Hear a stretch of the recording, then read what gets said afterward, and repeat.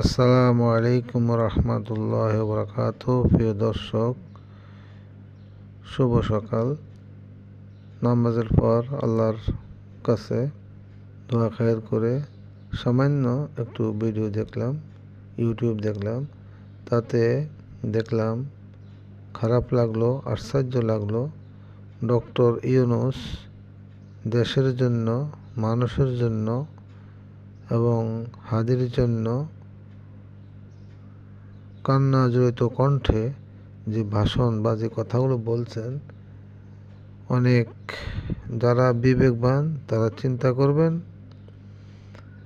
আমি চাই ওনার এই বক্তব্য শুনে আমারও চোখে পানি আসছে, আমারও আবেগ কাজ করছে।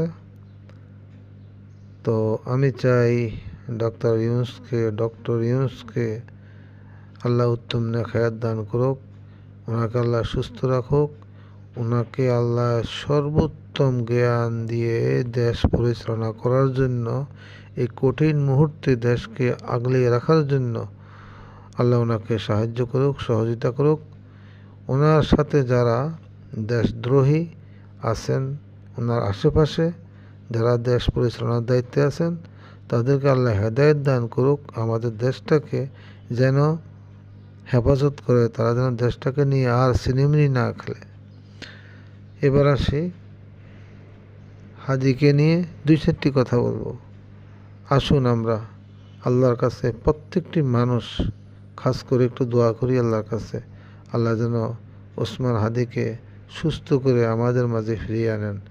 এই দেশের জন্য, এই দুনিয়াবাসীর জন্য, এই দেশের মানুষের জন্য, ভবিষ্যৎ প্রজন্মের জন্য আসুন আমরা তার জন্য দোয়া করি।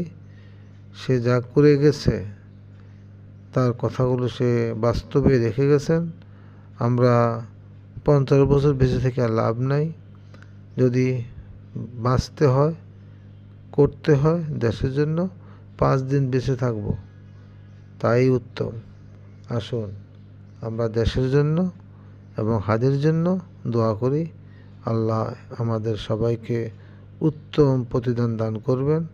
আল্লাহ আমাদেরকে, যারা আমাদের দেশ নিয়ে চক্র করতেছেন, দেশ এবং দেশের বাইরে থেকে, আল্লাহ তাদেরকে সঠিক বুঝ দেখ, আর তারা তাদেরকে ধ্বংস করে দেখ।